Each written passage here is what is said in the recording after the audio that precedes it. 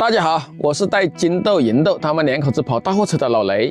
我们昨天是在仙潭卸的货，现在我们在仙潭放坑到株洲装货去湖南的岳阳，放坑40-50公里路，去装货去。在仙潭的马桥河上高速，上高速近一点，费用呢还少一点。到达株洲30多公里，在株洲东下高速，费用是71块钱。下高速没多远就到了装货的位置。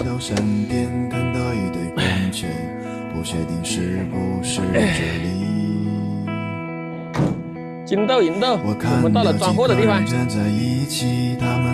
来，金豆、银豆。这个。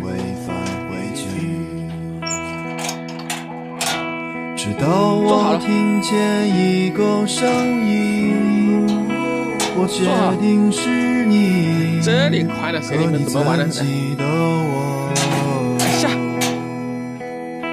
我带来了临界的消息。这里好玩的，来，银豆来。怎么告知你，注定是一场相遇。来。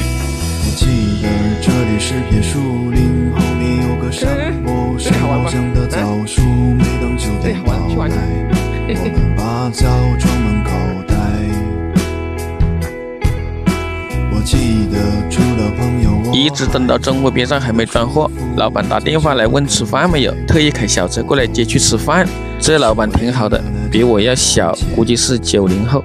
他是做苗木生意的，生意做得挺大。像是恋人，后来战争爆发，你上战场后就再也没有回来，直到收不到你的心。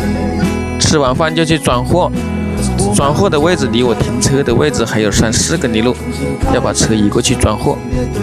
金豆、银豆，等了很久了吧？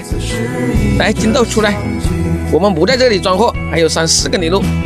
银豆呢？等一下给你们做吃的啊，在路上给你们做吃的。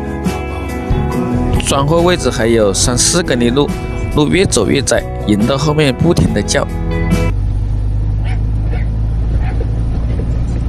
到了装货的位置，就在马路边上，路上好多稀泥，把金豆、银豆就关在里面算了。银豆，你这是搞的什么东西啊？你们就不出去了啊！这里面好多稀泥，路上不安全，听到没有？